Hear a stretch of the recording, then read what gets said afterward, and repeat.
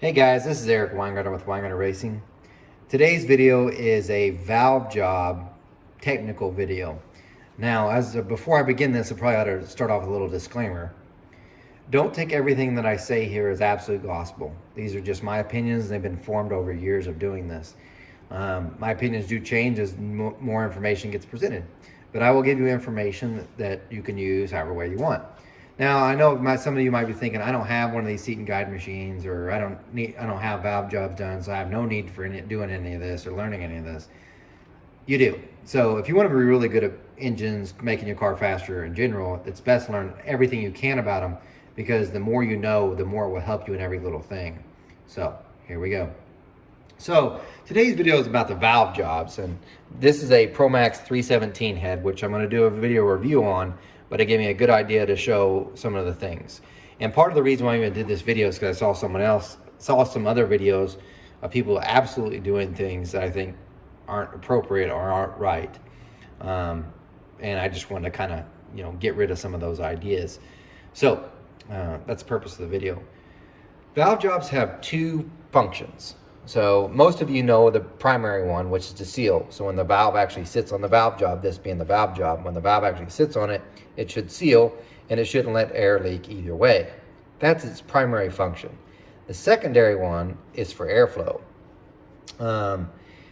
These angles that are here with the valve job help the air turn into the chamber, and it's probably the most important part of flow on a cylinder head is the valve job.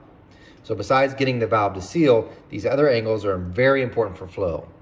And this might be crushing to several of you porters, like basic ones that do it in your garage, because you'll be crushed to know that all the port work you do, grinding and get everything right in here, can be totally ruined by a bad valve job. So you almost have to have a seat and guide machine or someone that knows what they're doing to cut these in order to help you out as far as reporting wise to get them to flow like they should. So that's a very big deal. So two functions of it, sealing and airflow. Now, I'm going to go through a couple of them that I've heard, and this is the first one that I heard was wrong. Typically, I see this done with LS guys. And I say LS guys because you're cheap. You're like, we are not cheap. I spent $600 on this eBay Turbo. I am not a cheap guy. You are. Most, I shouldn't say all, but a good majority, especially the ones that put out videos, usually are. Here's what I mean. And I've seen this several times. You probably have too. You'll have a guy who's got a set of 243, 5.3 heads, and it doesn't really matter, any LS head, and he'll pour some kind of liquid into the intake port, exhaust port somewhere, and see if it leaks out. And because they're cheap, they'll be like, the fluid leaks out, and they're like, it's not sealing. So you know what I'm going to do? And they usually do the same thing in the video. They will lap them. So let me explain what lapping is. So I have two lapping compounds. These are neither what I ever see used. This is a 400 grit. This is a 600 grit. What lapping compound is, it's some kind of jelly or something there, and they have an abrasive in there, and the abrasives are listed just like you would with sandpaper, with some that are 400 grit, 600 grit. I think they got 1200 grit too. Chances are, if you go to the parts store, yours are not these. These are way finer than you get the parts store. Parts store ones will be like 120 grit, some really, really abrasive stuff. And what you typically see with these LS guys, at least the ones that do videos, and they're not the only ones, you'll see them take this is a lapping compound. This is how you're supposed to do it. You're going to take it, and you smear it on your valve here, in your face here, and then you drop your valve in. So I'm going to pretend I've got lapping compound on here. You're going to drop it in. You get your lap stick, and you put it on there, and you spin it, and that should cause it to seal up. I'm going to go ahead and tell you, break some of your hearts right now. If you think lapping is going to fix a valve job, you are sorely incorrect. Lapping does have a purpose. That's the reason why I have it here. It's to fix the most minor imperfections in a valve job. If you are leaking fluid, it is not minor. So you're like, that's not true. I saw so-and-so and he did it and he got it to seal up. Well, I don't know how long he had a lap for or what the other things that came up because of it. But that's not how you do it. Now, I'll show you some problems with doing it that way in just a second. But it's only meant to fix minor problems. And here's what I mean. Sometimes I'll cut a valve job and there's just a trace. It's usually right here between the two, in case you're wondering. There'll be just a trace right here where it's not, I could see the line, but it's not as thick and as dark as it is everywhere else. Then I can lap in again and it'll be perfect. That is a minor imperfection. Matter of fact, if you drop the valve in, no spring attached, you just drop it in, it bounces, you can pull vacuum. So it's pulling almost perfect for what it should be. Lapping just makes it pull exactly perfect. If you're leaking fluid, you're nowhere near perfect as far as pulling a vacuum. So you've got issues and that ain't gonna fix it. Now, I know there's gonna be several people like, no, I got it to work. Well, typically what happens is something like this. What you end up having is, if you keep lapping, and God knows how long you're gonna take doing it, you're gonna end up having a really fat, so your seat angle will be really fat on one side and really thin on the other. And the reason why is because the valve job's sitting like this now, because it's out of round. So when you're refacing it, you're getting the 45 all the way out where it actually makes contact with the valve, but it ends up having it tilted one way or the other, and that's how the valve job is sitting. True, you can put your valve in and it'll seal all the way around. If that happens, one, it's not good for airflow having a thick seat on one side and thin on the other. It just isn't right. It's not the right way to do it. Lapping has a purpose. The reason why I typically do it, especially when I'm first cutting a new valve, is I want to make sure I've got the right contact pattern here as I do on the valve. So let me see if I just popped this one out, of course. Let me grab this, sorry. Here's what I mean. This is one of my dummy valves. I want to see where that lap line, see, I lapped it in here so I can see where it's falling in on the valve. Like if I need to bring it out further or up, either way. That's why typically why every head has one. So that's one of the purposes for it, but also for very, very minor imperfections. Very minor.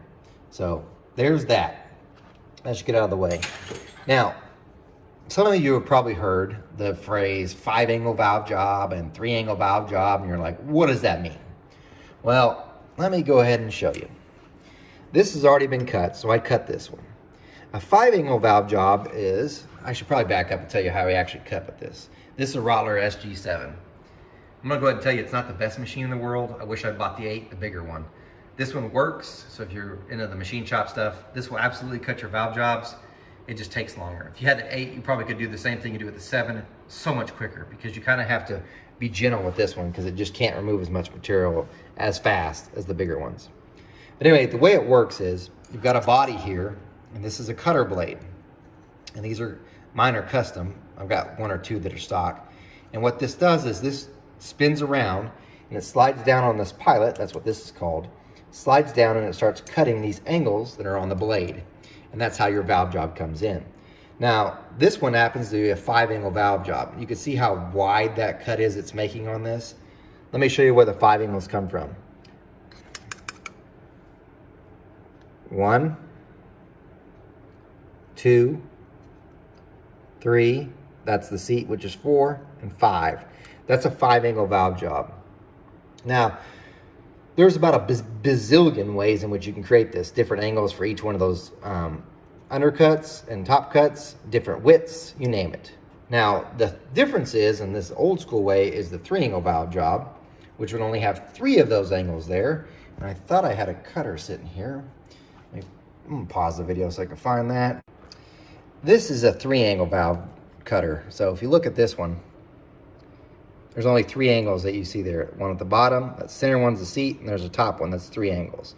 If you look at how much difference there is from that to that, it's pretty dramatic. So this doesn't take off near as much material. I mean, you could, if you made it bigger that way, you could. But these are the most common ones for the old school ways. You might say, well, what's the advantage of having a 5 versus a 3?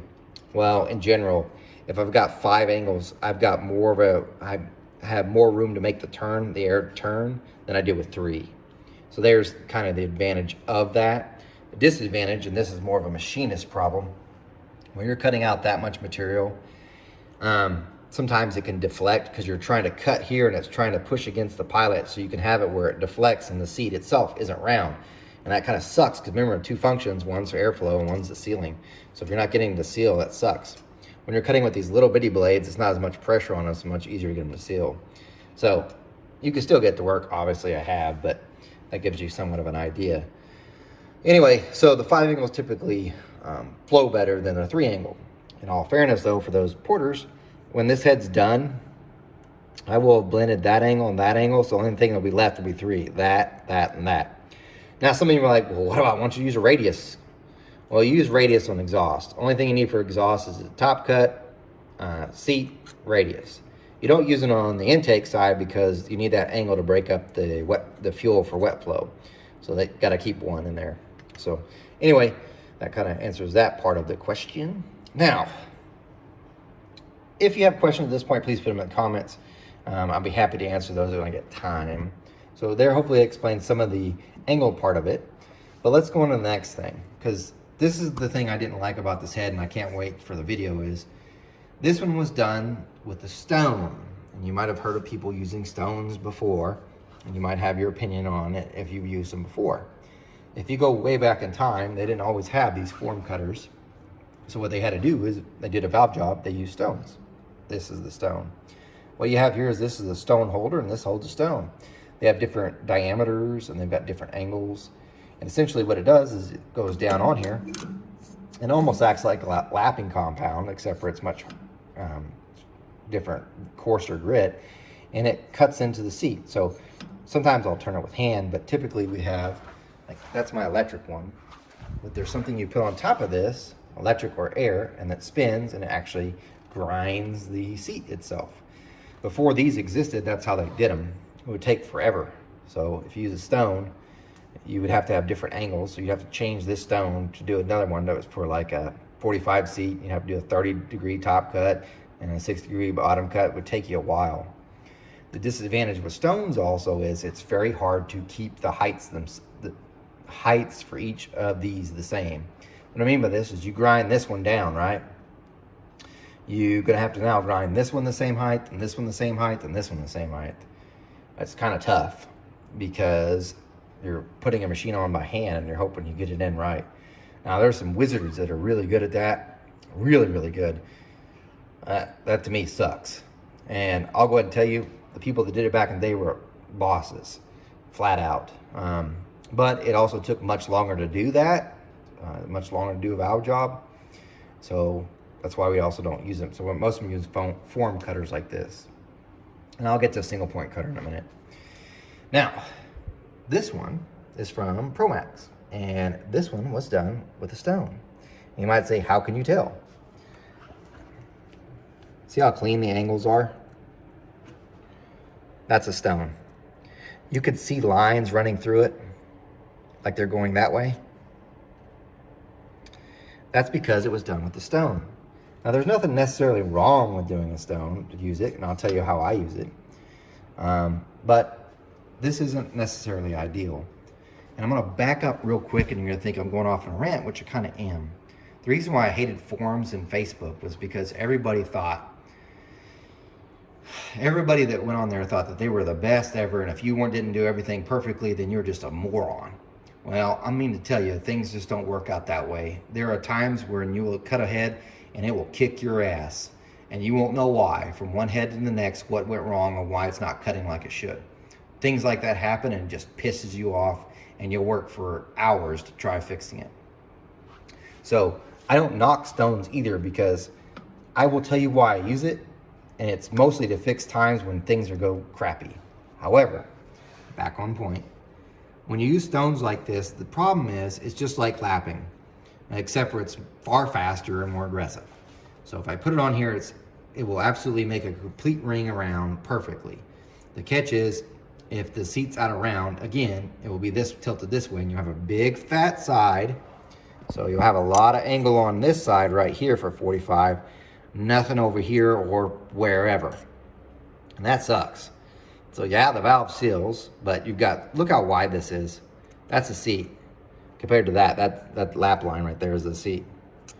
That is so wide. That's like, by the way, I measured 80 thousandths. A typical valve, it's where the seat is like 60. This is so much wider. This isn't helping flow at all. Will it seal? Absolutely. But it looks like what they did is they just used a stone. So I used to actually do these quite a bit when I first got started for stock valve jobs, like someone bringing me a set of Vortex and I just need them freshened up. They weren't really trying. Absolutely just put the stone on there, spin it. It would clean it up, make a nice perfect round deal, go on. On performance deals, don't do that. We do them on this. Because again, it's also hard to keep the height the same. So, here it is, ground with a stone. So you're saying, well, then why do you have one? Here's why. That's back to the perfection thing. Sometimes you'll cut these seats, and what will happen is, you're trying to get them all the same height. And sometimes you get something called chatter. And that's where this is spinning, but because it's trying to cut so much, it will skip across it. And I may pause the video real quick to show it because I guarantee I can get it to do on this one. So actually I'm gonna pause right now and show you what I'm talking about.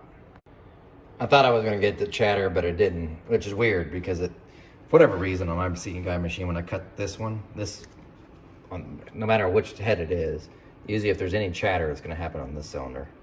Should have known. But anyway, what happens is, this one may have some remnants of it, which, yeah, there it is. There's some right there. You can see a little bit of chatter here. This would still need to recut. This is the first one I cut. But you can see that little lines there. This is actually very, very, very, very minor. This is for all of you guys that buy out-of-the-box heads. You should check this because I cannot begin to tell you the number of out-of-the-box heads that have, you tear them apart and there's like bad chatter. Like, see those little lines there? They're so much worse and deeper, and it's pretty bad. So this one's gonna get recut anyway.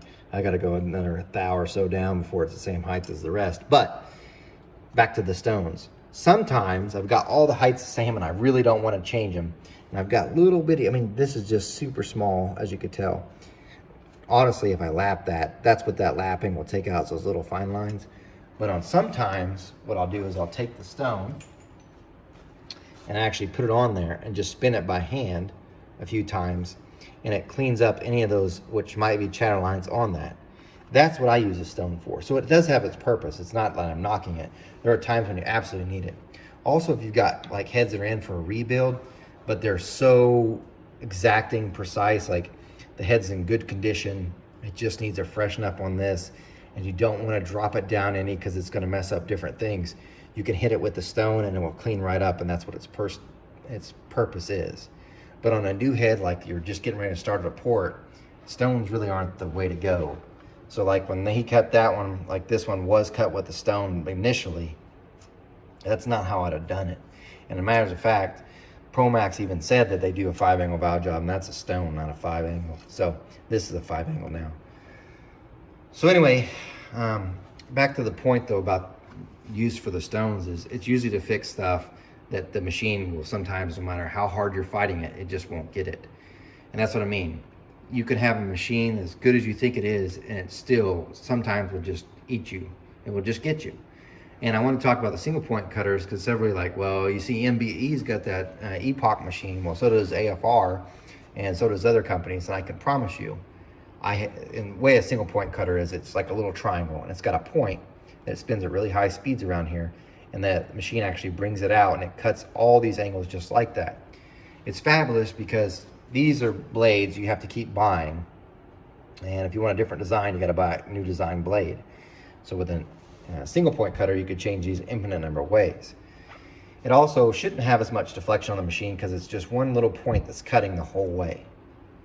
But I can tell you 100% true, I have had heads that have come from an Epoch machine and did not seal, which means you could take, I dropped the valve in, bounce, nope, one bounce, won't pull a vacuum, you lap it in, it's there, but missing some spots. So they are nice machines, but they're not 100% flawless either. So you could have plenty of times where those don't seal up either. It's probably not as often as machines like these, but definitely can happen. It really depends on your operator. The one thing I have never seen from them though is chatter. I've never seen chatter from an Epoch machine. So anyway, hopefully this gives you some information on valve jobs themselves and helps you out and gives you some better ideas. So just a quick recap, lapping only fix minor stuff, not bad stuff. If you're an LS guy, go get a real valve job done. It also will help you flow dramatically. Stones are great for fixing stuff as well, but probably isn't the best to use for just doing strictly valve jobs. You should probably use a machine like this or better. So anyway, Remember, I'm no Superman. These are my opinions. You're welcome to your own. You guys take care.